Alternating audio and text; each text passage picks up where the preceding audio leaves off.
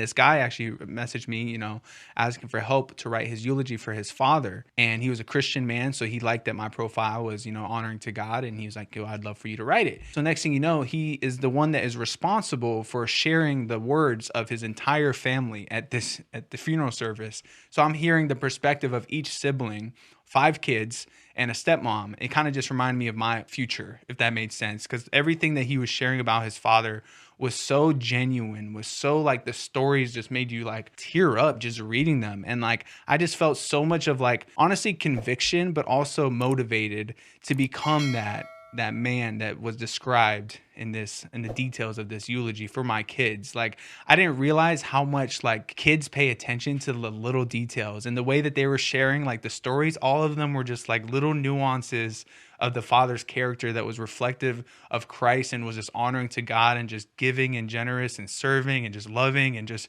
being a great hugger, and just like these little small things that you don't think are important but are the most important things. And it just really just touched me to just be like, man, I want that to be said about me from one of my kids all of my kids when I'm passed away, So the kids, they don't need a dad to be perfect. They just need your dad to be present. Right. Absolutely. Amen. And so, I think just being present in the moment and going all in on being a father, I think is the best blessing that you can give to your children. And I think even as a spouse, like to your wife, I feel like this, and maybe you guys do as well. But when I go to work, I have to like check into work mentally.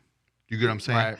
And so like, I pull up and I'm like, okay, let me get my stuff and get prepared because I got to go into work. But when we come home, we bring work with us home.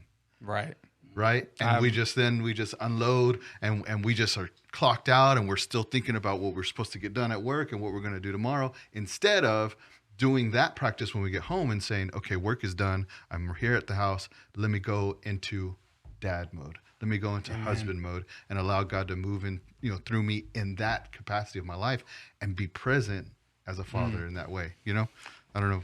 Mario, you got anything to add to that? Yeah, it's tough to do, and I'm speaking from probably being the worst at this, in the past, where everything that went on at work, or maybe someone didn't perform the way I thought they were going to perform, and bringing all that back home. I heard this from a good friend of mine, Aaron. He said, I hated bringing home the sloppy seconds to my family.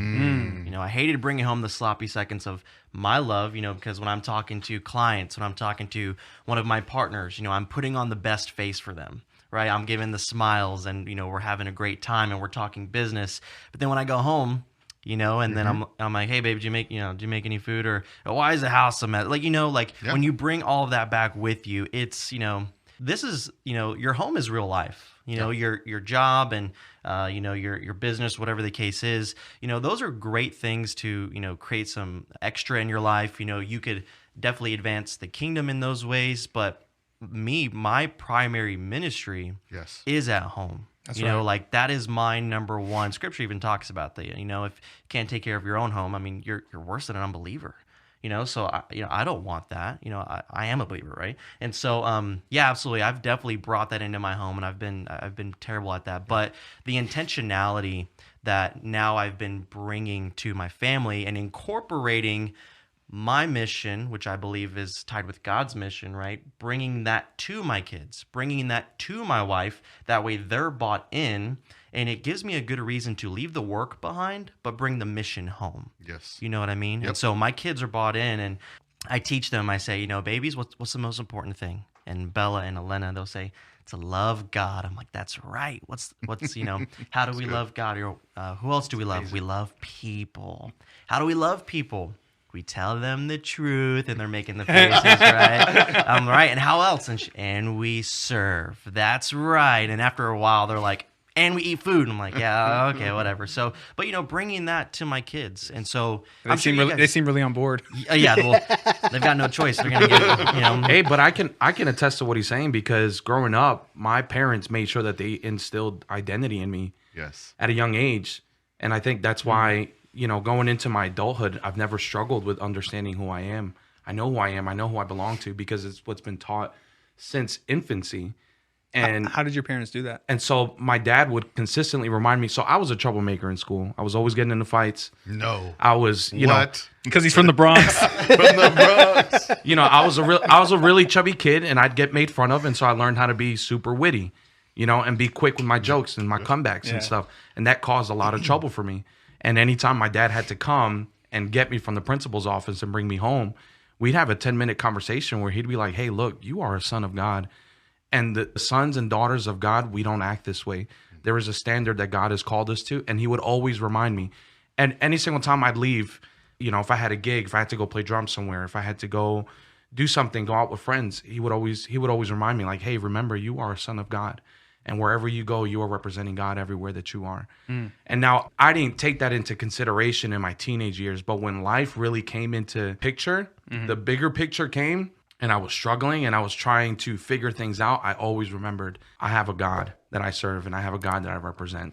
I love that too, because, a lot of the strongest families that I know, they have a great sense of, like, we are, for example, myself, we are the Ramoses, right? Like, Ramoses don't do that. Ramoses do, but what I like was that it wasn't necessarily the Usadas. It was, we're part of a bigger family. Wow. We're part of the Lord's family, right.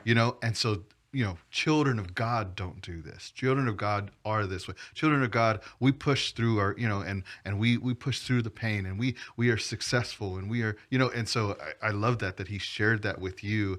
And, similarly, my family, my father was able to share some of that with me. Him even being without a father, being a first-time generational father for us, wow. Being able to create that legacy because of what? It wasn't Ramos, because he didn't have that Ramos legacy. Yeah. There wasn't that behind him. What was behind him was the Word, and what was behind him was God. And so he was able to create that. And man, I'm doing my best to pass that on to the next generation, And thank you so much. Please subscribe to the show. We got a lot of new peeps here as guests, and I'm sure we have a lot of new listeners. So if you guys enjoyed this show, please subscribe. Please share it with a friend. Please subscribe to the YouTube. Check out the clips that we post. We're always trying to put out great Christian content that allows to bring more people closer to Christ and just really uplift the ministry and what we're doing out here in Texas. So much love to you guys, and thank you so much.